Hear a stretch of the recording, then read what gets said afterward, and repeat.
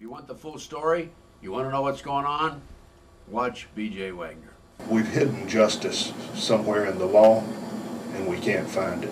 Violence Against Women and Children Act funds, VAWA funds. If a dad pays $100, the federal government gives the state another $100, and the state pays the family court judge's salary, which I think gives a bias to the family court judge to just maximize those child support payments. Keep them up because it helps balance the budget. Some of that money then comes from the state legislature down to the county and to the judge's pension fund. As president, Paul, you would have the option to veto out those funds and cut off federal funding to the states to take out the incentive for CPS to lie in court, to create more non-custodial parents. Yeah, would you abolish those VAWA funds as I would do whatever I can, because obviously it's not a proper program, and it sounds very messy, and the federal government shouldn't even be involved at all, unless it happens to be some military personnel or something like that, but they don't have any jurisdiction. If you feel strongly enough about this, it might veto the whole bill. But I don't think the federal government should be involved at all in that. I don't understand it nearly as well as you do, but it's a mess. The federal government doesn't help. So, you know, proposing a budget, I would never propose a budget with that kind of money, you know, but it would be working with the Congress, and most likely it would be in a bill that I'd be vetoing anyway, so that would just be more of an incentive to veto the bill. This should be problems like this should be dealt with at a local level. They should be dealt with, you know, court rulings and laws of contract and obligations, and parents have obligations to sort that all out. It's something that should be done with local government, not the federal government. Okay, Dr. Paul, appreciate your time. William Wagner for On Second Thought with Dr. Paul here, January 31st. So as president, you would cancel these bills that provide federal funding to the states for the amount of money they extract from non-custodial parents. Absolutely. The federal government shouldn't be involved, so I'm sure there wouldn't be an isolated vote. It would be in a bill with a lot of appropriations, which I wouldn't endorse because I'd probably be vetoing the bill, for other reasons. But I would also have to be persuasive and talk to the Congress and try to tell people that these are bad programs so that they don't put them in. Of course, if I'm to be the president, there's going to be a move in this direction anyway. There'll be different members of Congress, so it would be a much easier task than under current conditions. When this bill comes up every 2 years, is it something you ever notice, or it's just in another bill? It's in another bill, and I'm not supporting the other bill, you know, the other things in the bill either. It's probably, you know, Health and Human Services, HHS. Right. And that's many billions of dollars, and probably 99% of it shouldn't be spent. And right. That's the kind of thing that is just totally out of control. Were you aware of the William Christian case in San Jose, California? He spent almost 7 years locked up in prisons because he never got a jury trial, he never got a judge trial, but spent the full length of time they could have given him a simple domestic violence issue. Never got a trial. This is obviously, you know, how our justice system is so corrupted.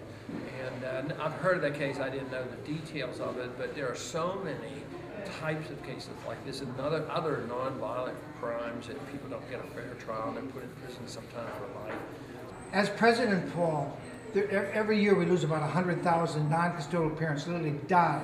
They literally die from being beat up in court. Wilbur Street died from the stress. At age 44, he was a dead computer genius because of the stress. As President Paul, we have probably 18 million people paying child support.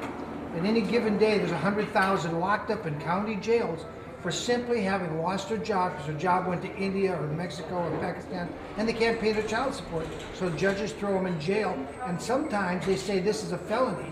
This sounds like old-fashioned debtor's prison, which I thought was, you know, out of vogue, but evidently it's still around and still a big problem. The president can invoke a lot of leadership on it and move people to do it, but denial of the funds would be the most important thing the federal government can do. Thank you very much, Dr. Paul. Thank you. Good luck. Thank you. Good to talk to you. Just to have caravanned here to Michigan today. The men, the women, the children, the grandparents coming out. That's what Fathers for Justice is all about. We wouldn't be here if we actually got our kids. A law was written as such to where there was equality. And until that day happens, we will continue to fight. We're building our army, and we will succeed in taking back our children.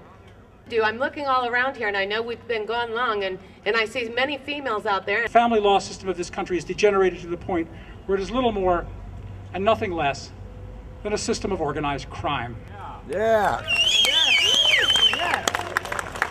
We have reached the stage where the lawbreakers sit on the bench and pass sentence against law-abiding citizens. Throughout this country, in virtually every jurisdiction, American citizens have been subject to what is nothing less than a quiet reign of terror. A terror that uses children as weapons against their parents. Throw more money on top to keep me in contempt. And this is what has been going on. Regardless of all that, it's not about the welfare of children. It's about money for them. I'm not an attorney. I'm a way better attorney than 99 other people in here, but I didn't go to law school. I don't have anything to do legal research. They took all the books out of the law library. Are they still gone? Oh yeah. Not only that, but I complained in court 2 weeks ago that they were deleting everybody's files from the word processor. You know their solution? They took the word processor out last week.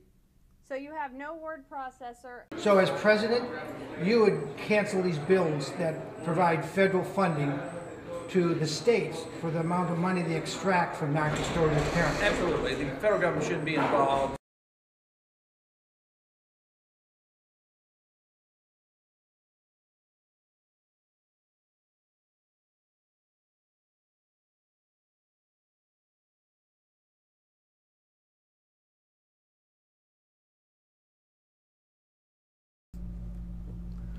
This commentary today is going to focus on the American version of child support.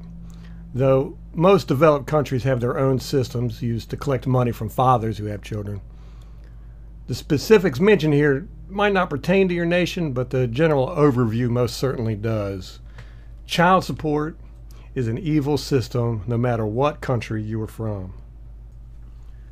Now, in the title of this video, I have child support in quotes. Now, I did that to signify my deeply cynical disgust with the phrase. I mean, calling it child support is one of the most ironic misnomers in the history of mankind. Now, as such, I rather not like calling it child support. I like to call it what it really is. It's a daddy tax. Throughout this commentary, when I reference daddy tax, I'm talking about what is commonly known as child support. Now, for those of you who claim, and there's always going to be people that say, oh, well, women are ordered to pay child support too, I will counter that the vast, vast majority of child support orders are against men, as well as the fact that most women who do have child support orders against them have much smaller amounts ordered. Women also have a much larger percentage of the people who are ordered to pay who do not pay. And when they are ordered to pay and they don't pay, these women are rarely punished. The system is set up and designed to extract money from men and punish men. Therefore, daddy tax is an appropriate term. It's no different than using the term deadbeat dad when there are plenty of mothers who refuse to take care of their children. Now, my refusal to acknowledge the term child support, I figure, is as good a place as any to start with why I think it's so evil. Everyone in America knows that politicians love to create programs with titles that are the exact opposite of what the program actually does. Most of these program titles have nice sounding names so that the public is fooled into thinking that the title is a description of the program. Examples include the Patriot Act, which of course greatly restricted the freedoms of American citizens after the terror attacks of September 2011. Citizens United, which was a landmark legal case in the Supreme Court that gave corporations unlimited spending power in political elections. It had nothing to do with citizens or them being united. The Internet Freedom Act, which was designed to give internet service providers the ability to block or throttle internet traffic. Right to work laws, which in no way guarantee employment to people seeking work, like you would think the title says, right to work. But instead, what it does is it inserts the government between employers and unions. And then there's the Employee Free Choice Act, which was designed to remove private voting for unionization.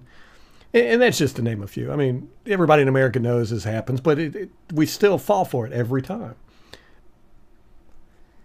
In his 1946 essay entitled Politics and the English Language, George Orwell, the famous George Orwell who wrote 1984, wrote that political language is designed to make lies sound truthful and murder respectable. And this is exactly what has been done with the term child support. I mean, who in their right mind would be against helping children and giving them support? Anyone who even says they are against child support sounds like an evil murderer of babies.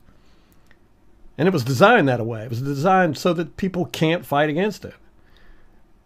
Because what is claimed to be called child support is in no way about helping and supporting children. It has nothing to do with it. The government removes the rights of the father by claiming the needs of the child, which, not so coincidentally, the government defines. And child support is a way for the government to tax fathers and incarcerate them. It is a federal crime as well as a state crime in America to fail to pay court-ordered child support.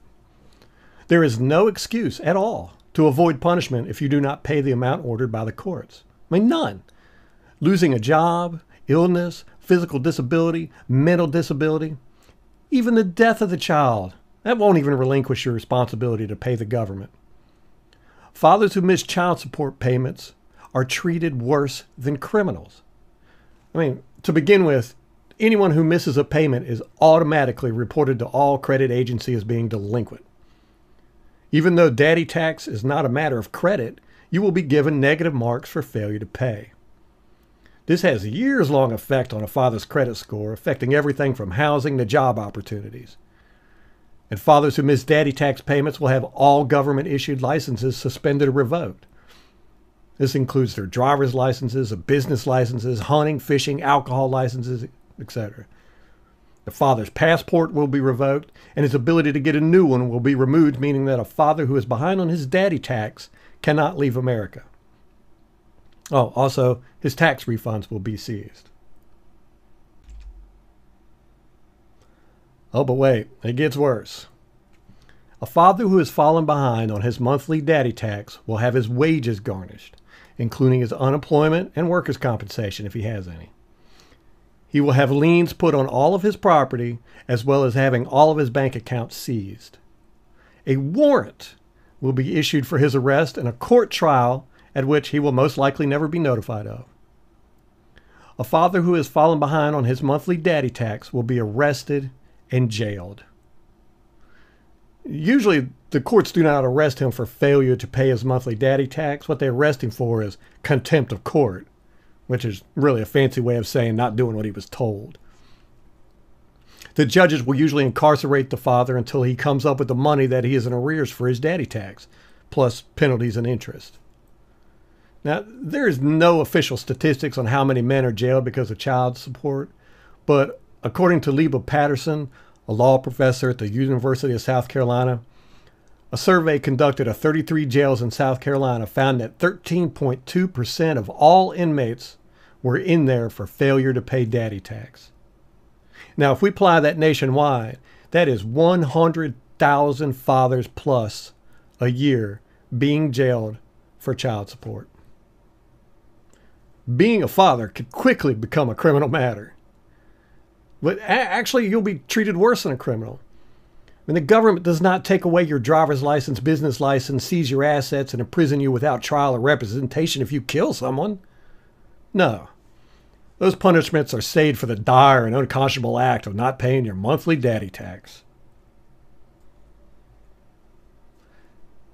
And how does the government decide how much you need to pay for your monthly daddy tax? Well, that's an interesting question because nobody knows. There is no set standard. Common sense would dictate that the needs of the child would be standardly calculated and applied. I mean, children do not require cars or expensive clothes. Their financial needs are sparse compared to adults. Their food consumption, clothing requirements, and shelter is nowhere near that of an adult. An adult must find shelter, food, and clothing for themselves anyhow, and a child only adds a small amount of added extra to those requirements. But it doesn't matter. The courts do not look at the child's actual needs at all. What they do is they look at how much the father earns how much the father has ever earned, and how much they think the father has the potential to earn. The state then decides how much they are going to take. Now, the courts are allowed to impute income to a father. What that means is they just say how much they think he can make. They can and often do give a father a monthly daddy tax bill that is greater than his ability to pay. They have a huge incentive to do this. It's why you hear about athletes or celebrities having to pay tens of thousands of dollars a month in daddy tax, but then being broke and homeless a few years later. Child support orders have no bearing whatsoever on the needs of the child. Child support gives the government the right to take any amount of money they want from a man. They can literally pull a figure out of thin air that is exorbitant. I mean, the state has a huge incentive to do this as they collect interest on all failed payments, as well as feeding the system of incarceration and the collection industry that has been established around child support. Oh, and let me tell you what, this industry is huge. I mean, $20 billion a year is physically transferred from men to women through the daddy tax system. I mean, that is more money than large corporations like Nike or McDonald's and the NFL make in a year. And that is only the actual money transferred. That in no way includes the bail bondsmen, the judges, the sheriffs, the court personnel, the psychologists, the lawyers, the banks, and everyone else who makes a living in part or in whole through child support. It is one of the biggest industries in the world. I mean, we're talking about $100 billion plus in industry. Okay, I'm going to try to make this video short. I'm going to do a multi-part discussion on child support and why it's evil. This is just part one. Now, I could do a half-hour long video, an hour long on this subject. I actually don't know how many parts this was going to be, but I just feel like 10 minutes is about right to consume a video. I know a lot of times I don't have the time to sit down and watch a half-hour video, but if y'all think I should go ahead and do really long videos, you know, instead of breaking it up into parts, you know, just do a really long video, let me know in the comments down below. But let's go over everything we've summed up so far. First, child support, it's a misnomer. It's a lie. It's not child support. It has nothing to do with supporting the child. It's an order that's not considers the needs of the child. It considers how much a father can make, it has the potential to make, does make, has ever made. That's what the courts look at. They don't look at the needs of the child. It is a crime to not pay monthly child support or your monthly daddy tax, both federally and state. And you'll be treated worse than a criminal for not doing it. You'll have your driver's license taken away. You'll have all your government issued licenses, business license. You'll be reported to the credit agencies, which, you know, criminals don't have that. You could go out and beat somebody up and break their jaw. They're not going to report you to the credit agency. Come on.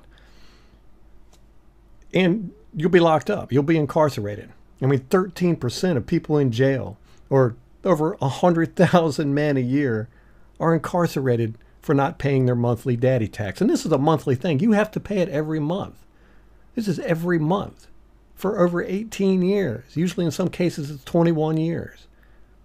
Every month. Just don't be late. Do not be late, because the government will be on you. And we've also realized that this is a huge industry. It's bigger than Nike. It's bigger than the NFL. I mean, it's $100 billion industry with just $20 billion being transferred from men to women. It's $20 billion. It's an incredible amount that's being transferred from men and physically put in the pockets of women. The Evils of Child Support Part 2 will be coming up. Keep an eye out for it. Until then, go ahead and subscribe and like if you get a chance, if you found this video useful. And let's pass the word out, man. It's time to rise up and fight back. We got some good people out here. We got some good organizations. I'm going to start talking about them and we're going to start discussing tactics and what we can do to fight back. But until then, let's subscribe and let's get this ball rolling.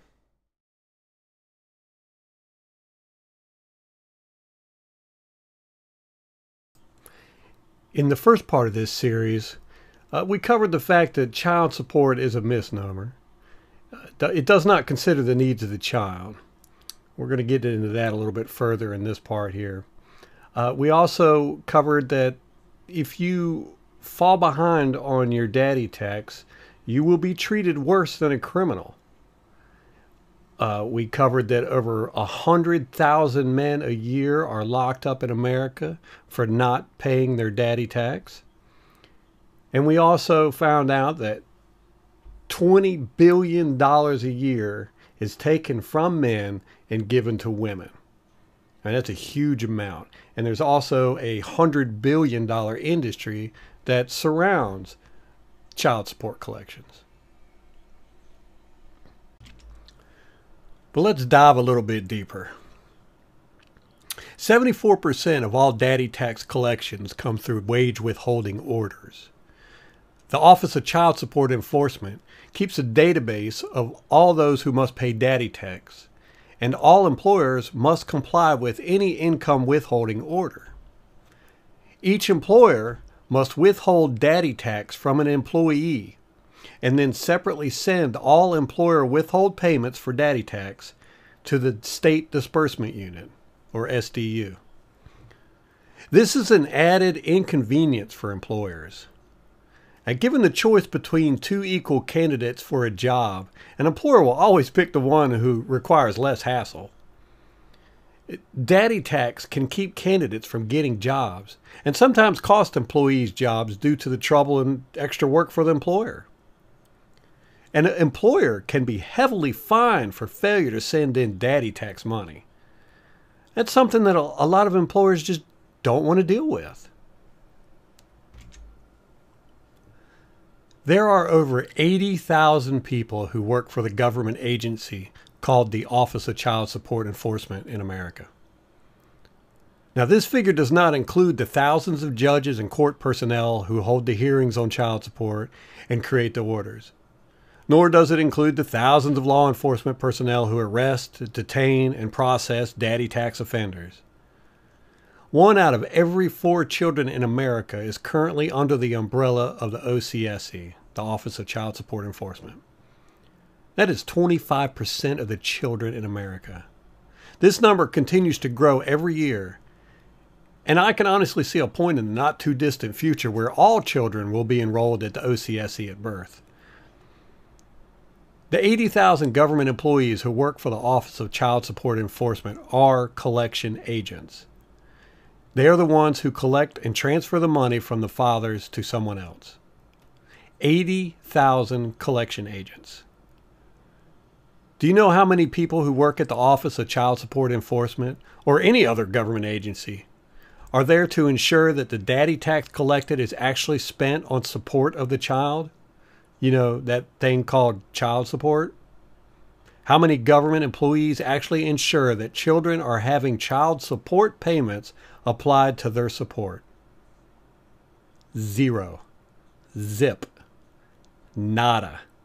There is not one person in the federal or state government who ensures that child support money is spent on supporting the child.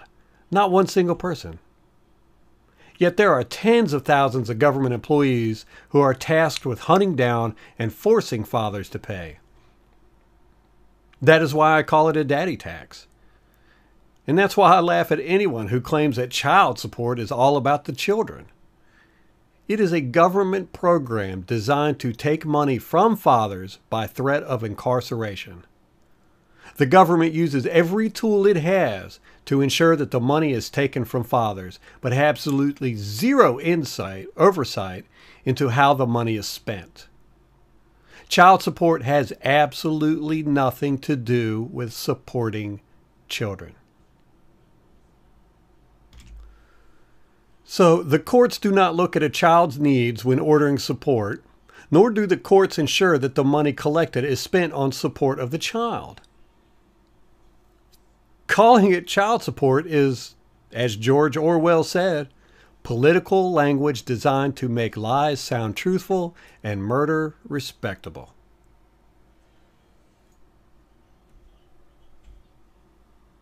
A mother can claim any man as the father of her child and start collecting daddy tax.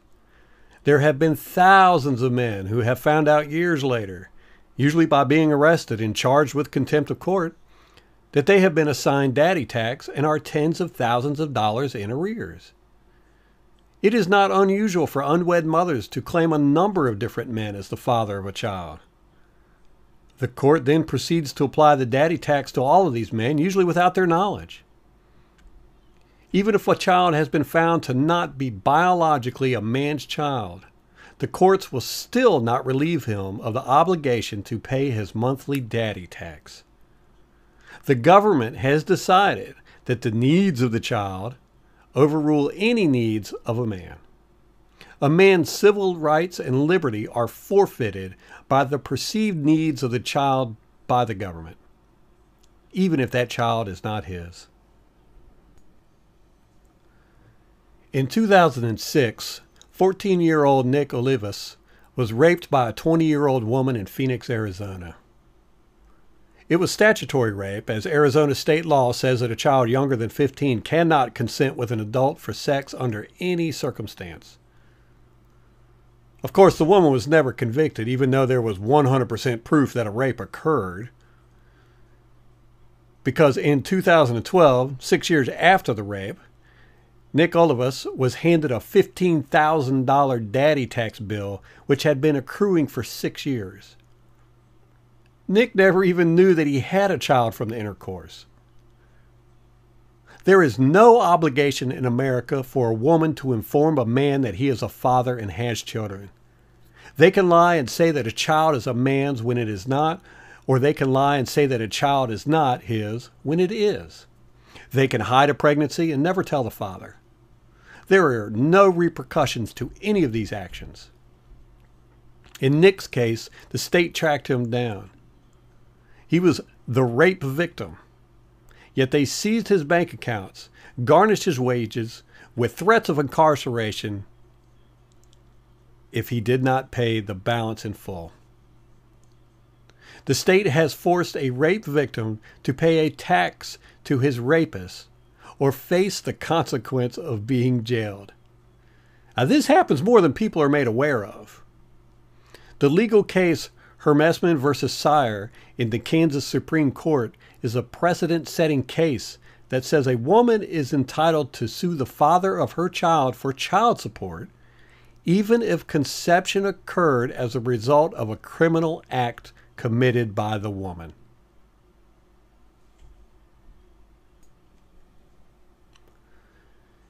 Incentives matter.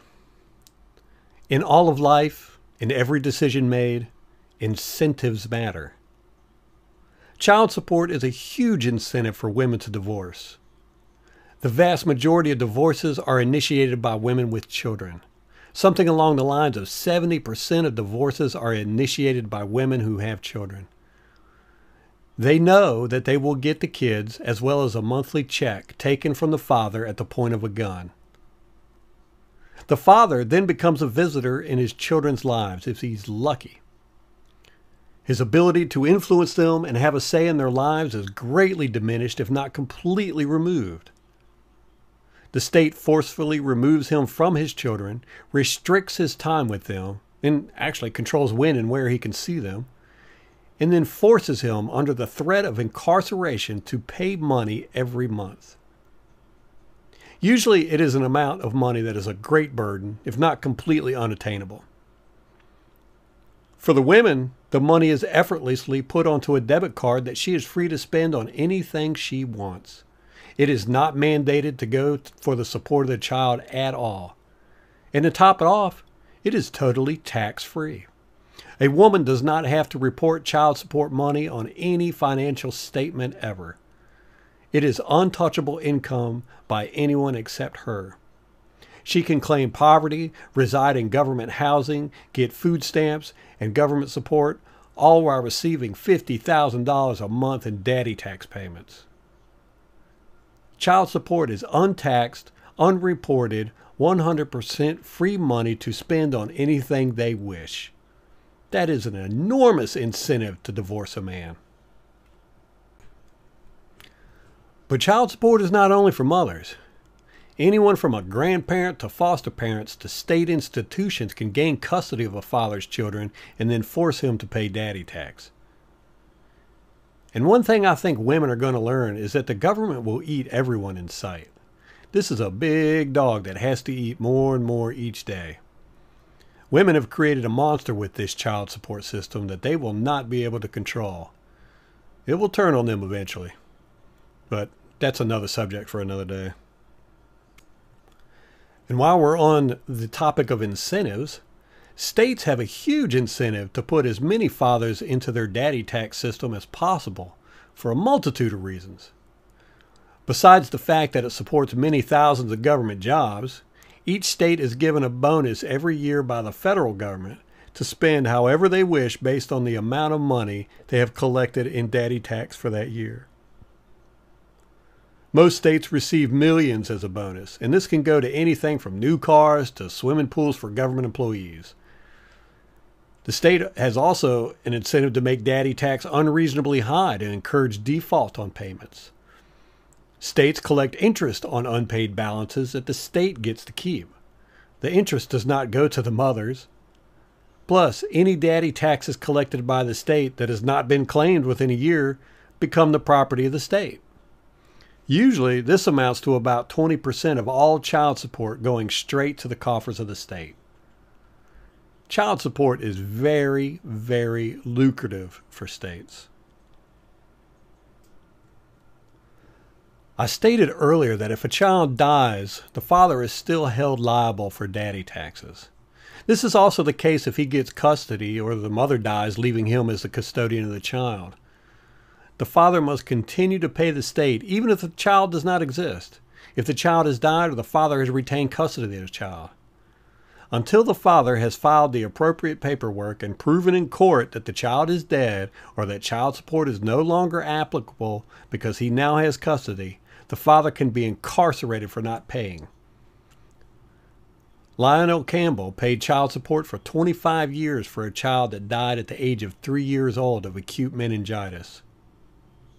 The Bradley Amendment, passed in 1986, claims that courts are prohibited to retroactively reduce any child support obligation. It specifically states that a non-expiring lien will automatically happen the moment a child support payment becomes past due. It requires that payments must be paid without regard for the physical capability of the person owing child support, and it disallows child support to be discharged by bankruptcy judges, and it removes all statute of limitations, meaning back daddy taxes will be collected forever, can never be discharged, and can never be retroactively modified once owed. So even though Lionel Campbell's child had died at the early age of 3 years old, the state forced him to pay for the next 25 years. The state took his money for 25 years because he had the audacity to be a father whose child died.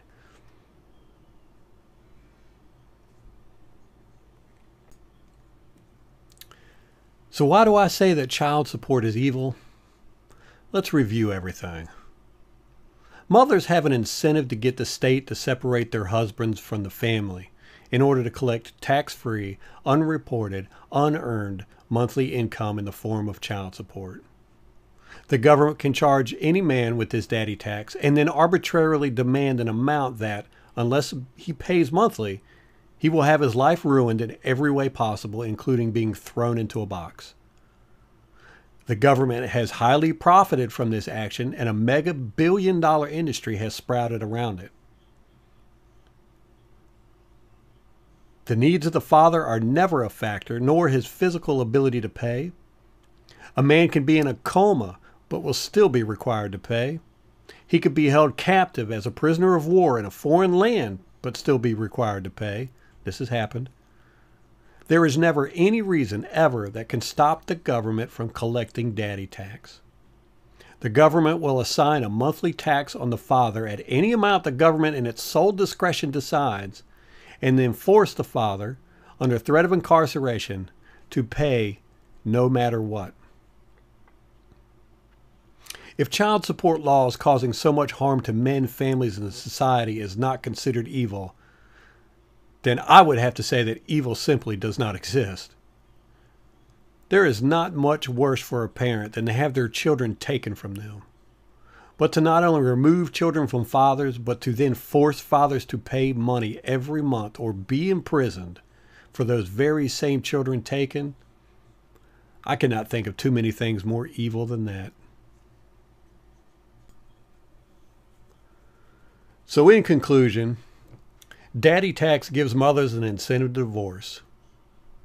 Daddy tax amount is decided arbitrarily by the courts and has no bearing whatsoever on the needs of the child, but instead it is based on how much money the father can make, has made, ever will make. They basically pull a number out of their hats. The courts have an incentive to unduly burden fathers with daddy tax.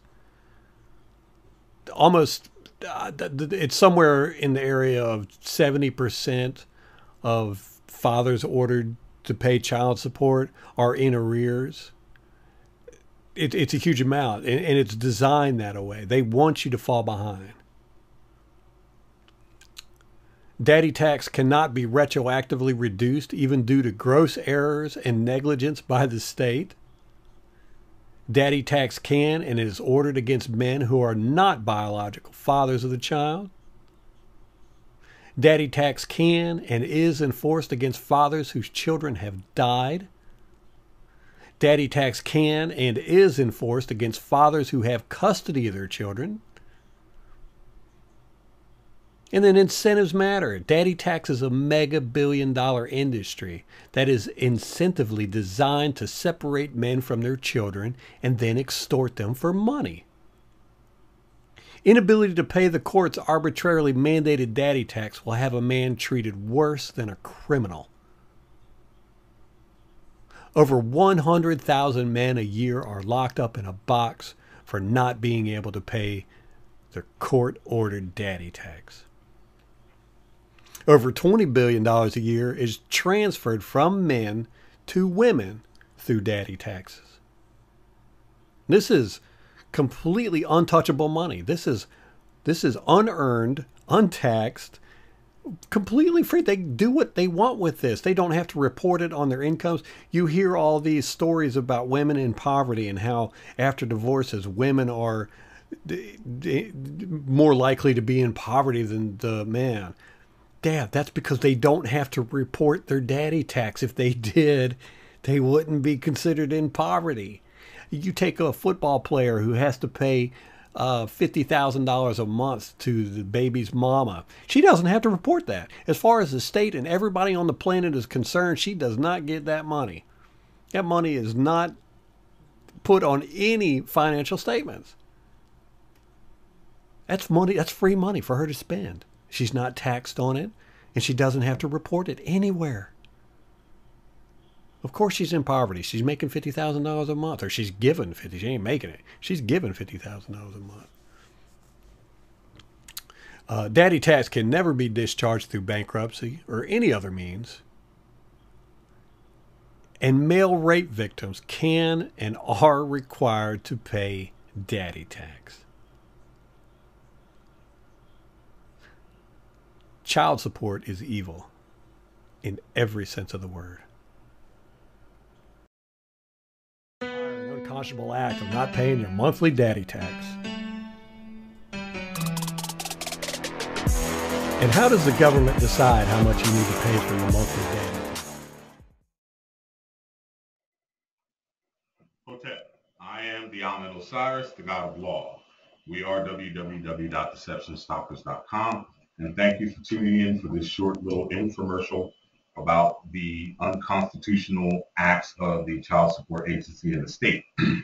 Now, as you all know, accordingly, slavery was abolished in the United States, shall we say, all right, by the 13th Amendment, all right, supposedly. However, today what we're going to talk about is a very fundamental deprivation of rights under color of law. All right. Today, what we're going to talk about is involuntary servitude. All right. And involuntary servitude, if you look in the average state constitution in the United States, in the Republic of the United States Constitution, it's under Article 13. Every state constitution is different. However, they all read the same. Involuntary servitude. There shall be no involuntary servitude within the state except as punishment for a crime. All right. A crime means that there was a victim. All right, that was whose rights you violated somehow, some way.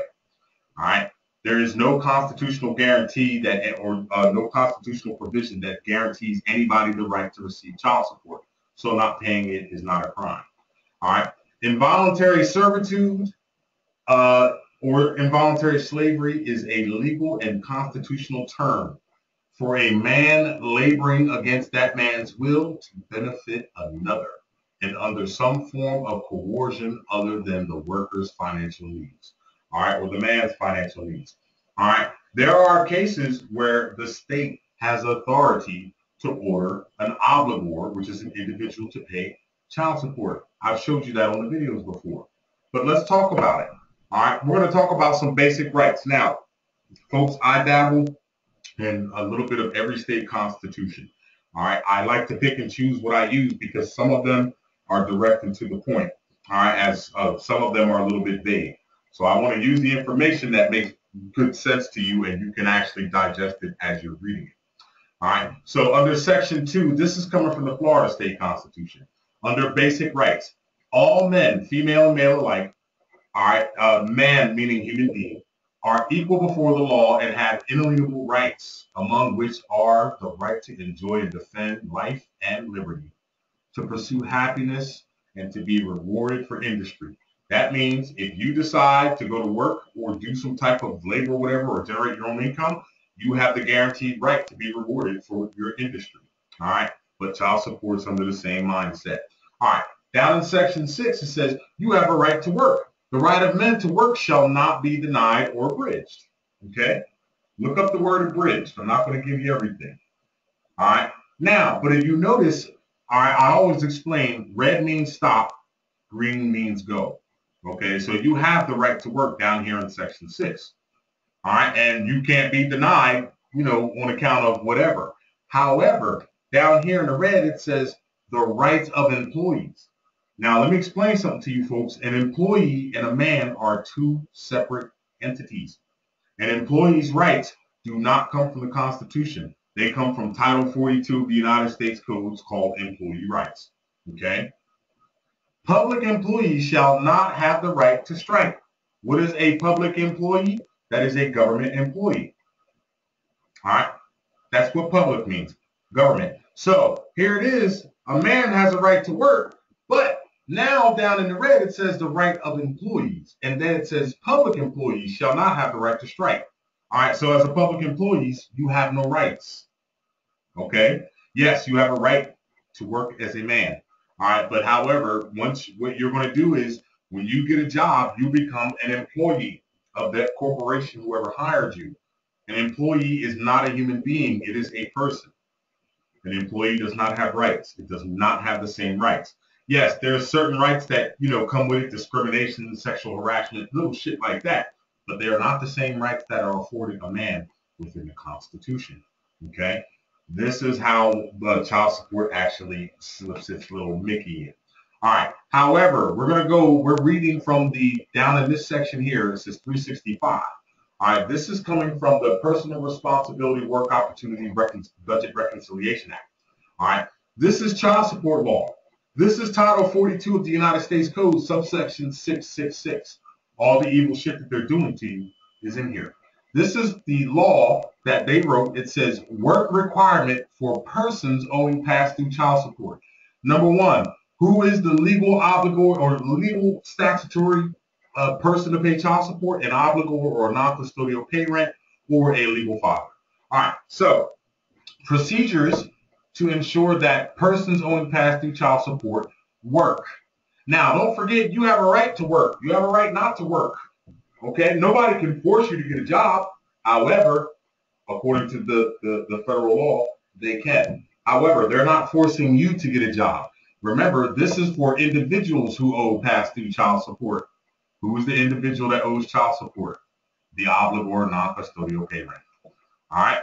So what they give is the state has authority in any case in which an individual owes past due child support to issue an order or to request that a court or an administrative process issue an order that requires the individual who is subject to such a plan to participate in such work activities as defined in section 407D as the court or at the option of the state agency administering the state program under the part deems appropriate, which is Title 4D.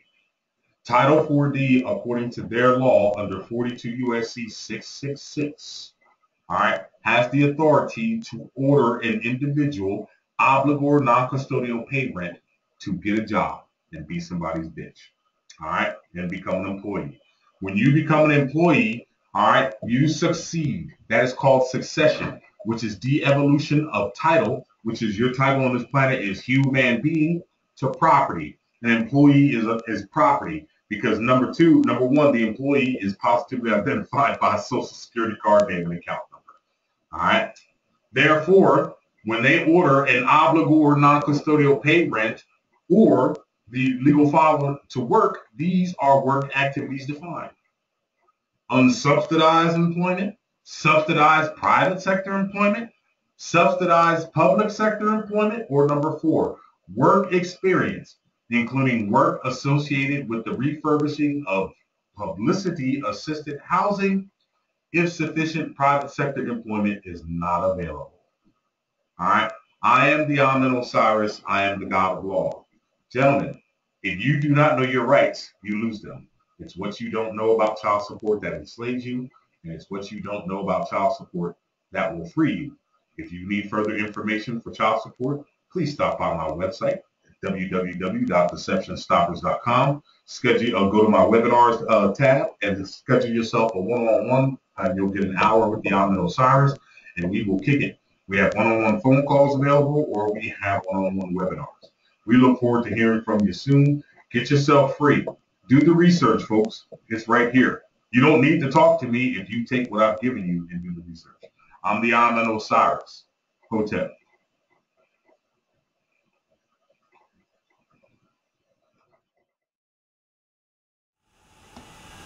There's something that I hope you'll understand, and I know you know, that the people inside family law and the child support enforcement people, they're not nice people. They really aren't. They're playing this part as if they are just doing their jobs. I know a whole group of people, a whole nation that just did their jobs and eradicated and attempted to eradicate a whole religion. I've got an idea for, there's all this raging stuff about the Illuminati and conspiracies. There's big things that are happening, no doubt. But I got an idea for the Illuminati. Instead of killing off or sacrificing, rather, stars, people that are of notoriety, why don't you go after the child support enforcement people? They're pure concentrated evil. You look at the number they work under, 666. That's already determined all over the world and throughout the ages as the mark of the beast. And that's the law they work under. So proudly, they gloat. They sit in their offices and gloat that they can write laws and orders, to protect their own monopolies.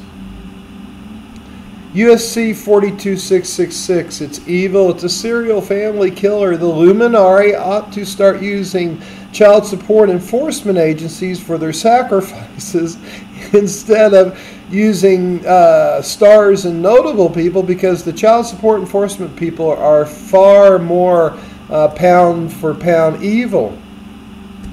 I mean, my gosh, I caught felons by accident. And they could have done the right thing at any point in time. They had the power within their own agency. Either state, Colorado or Florida, either one of them had the authority to do it. And they purposely turned around and walked away. I'm going to be getting into this. I know I've talked about it, but I want to make sure that things are established and are ready, and that I have the capability myself to be able to do this. There is a need, a desperate need, for families to be heard as one crying voice. I understand in the past it was a situation of where everyone wanted to be the one who fixed it. We always took the attitude that we were just here for everyone else to have a voice to be able to speak. We're going to start 24-hour broadcasts very soon, talking with the folks that did that for us before, and they're looking forward to doing it for us again, as well as television. So we'll figure this all out as we go along. Fortunately, we have the capability to be able to pull this off here in Colorado. My stroke has had a lot to do with this. It has brought me to a position that I could even do this again. So I don't know if that's a good thing. I guess we'll soon find out. You know, it's I always considered my little stroke as something that God said to me, you know, here's your epiphany. Now what are you going to do with it? So have been busy regaining myself. And I believe that K rights is something that needs to be. Always. Be an opportunity for anybody to speak at any point in time. We're going to be getting up and going here on regular broadcast where you can call in just like you do on any regular show. You can call in here, you can call me at K Rights, and we'll set up to where we can do an interview with you, and you can tell your story. And please tell your story. That's what it is.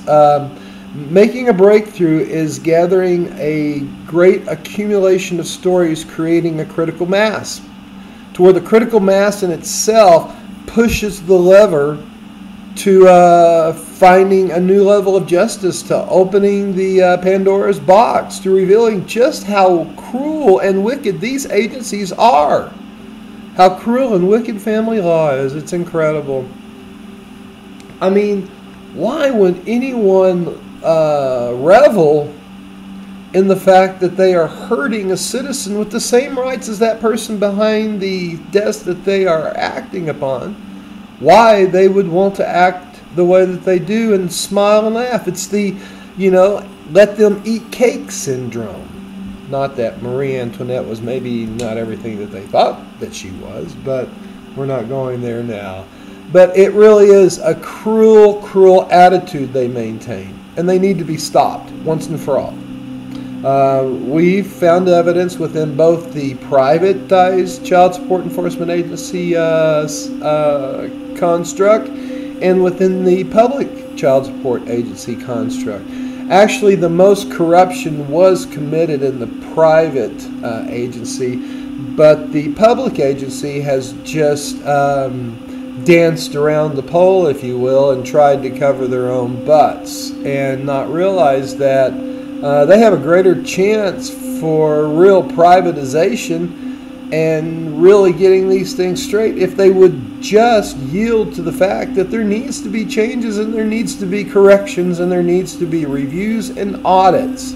You know, I had a situation. They're telling me I owe $47,425.25 to get my driver's license back after a 15-year suspension, when the case was adjudicated a wrongful judgment, and come to find out I had a $2,405 credit. I mean, come on. I'm not the only one. I'm just the only one to have discovered to the depth that I have discovered, and to have been able to get the documentation in my own hands. That's the key.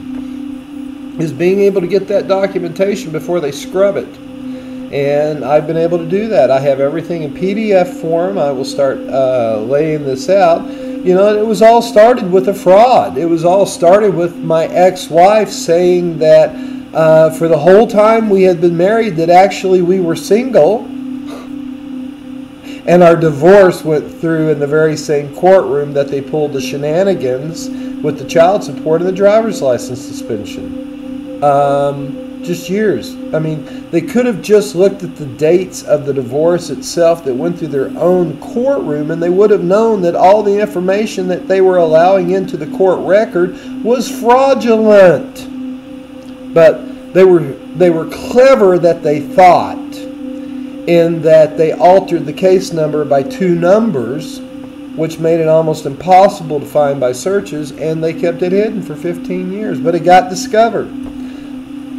It got discovered, and there's a whole lot more to be discovered. This just doesn't go on in one state. I can remember when we did an interview with some ladies with the friend of the court in Michigan during Mike Cox's reigns and pay kids. When we actually did an interview with them, a very good interview until she discovered that I wasn't on her side. You know, and I was too polite in all of it. But that's the key. That is really the key. We are needing a critical mass again. That's really what we need. We need to build a critical mass of stories. Your story, anyone's stories, all the stories gathered together. It doesn't have to be here. It doesn't have to be anywhere. Someone call me and tell me that they have a place that they're doing this, and let me help broadcast this. And as time goes on, we'll see how big our broadcasts get. But, you know, let me know about it. If you've got a site out there that you want more people to know about, let me know. I'll be happy to put it up here for the whole time that I'm doing a video. No cost, no charge. Just, you know, tell me what the name is and I'll type it in and that'll be that. We're K-Rights. We always were about the non-custodial and the rights of the children to have both parents in their life. This parent alienation bourrage is absolutely insane. And parents that do that are sociopaths, and they should go to jail or seek such serious therapy on it that they are ruled by ankle bracelet by the court for a period of time until the alienation stops once and for all. And the alienation can be detected in the children. That's the key. Is you can detect alienation going on in the children because there are signs that show that certain love factors, certain care factors, certain concern factors that are natural in a child for a parent show deficient. And it begins to show signs of alienation. There's no reason, unless a parent has done something very wrong physically to a child, that any child should not love their parent. It's just absolutely ludicrous to even think this way. And there's many, many parents who know, many single mothers who know that what I'm saying is true, and they're on my side, and I thank you so much for being there. Many, many custodial parents, fathers that are on my side, they know what I'm talking about. And they know the lack of involvement by the other parent as well. And there needs to be an understanding there too, and I know that's hard. In many of these very contentious and emotional situations. But we are talking about the children and their future. That's really what we're talking about. And being able to correct it in the next generation. That's why this whole thing is set stagnant for 9 years. You know, I can remember a time when it was on the move, when there were changes being made. A fella named Stephen Baskerville, you know, wherever you are, Steve, God bless you, brother. You know, Wendy McElroy, Glenn Sachs, you know, Rob Peterson, Carol Rhodes,